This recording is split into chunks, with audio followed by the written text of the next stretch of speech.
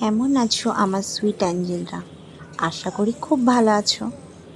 আমিও মোটামুটি আছি। তো আজকে একটা সুন্দর, আমার তো খুব প্রিয়, আমি জানি না তোমাদের কতটা ভালো লাগবে।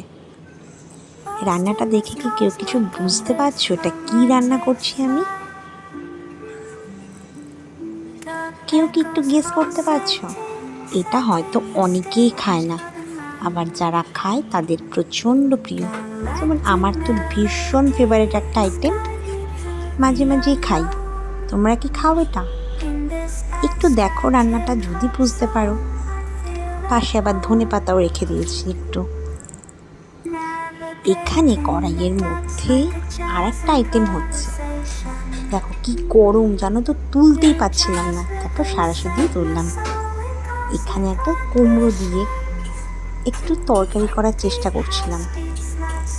ঠিক পাঁচমিশালি বলবো না, একটা ছোট্ট মতন তরকারি, মানে কি বলবো, এটা একটু রুটি খাওয়ার জন্য মার জন্য বানাচ্ছিলাম।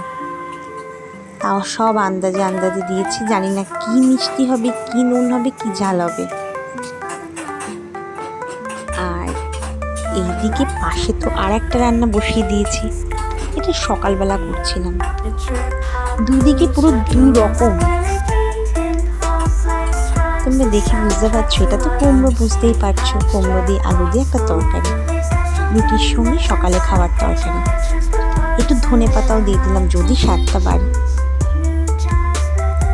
বেসিক্যালি একটা কুমড়োর তরকারি। সবাই আশা করি বাড়িতে এটা সবাই বানাও, তো আমিও করলাম একটু খাবার জন্য রুটি দিয়ে।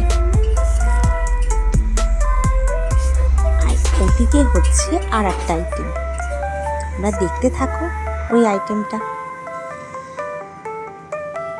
এতক্ষণে বুঝতেই পেরে গেছো আইটেমটা কি।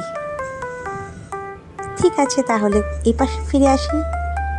এই আইটেমটা দেখে তো আশা করি তোমরা সবাই চিনতে পারছো, তাও আমি বলে দিচ্ছি। কি গেস করতে পারছো? হ্যাঁ, ঠিক ধরেছো, এটা মাছের তেল।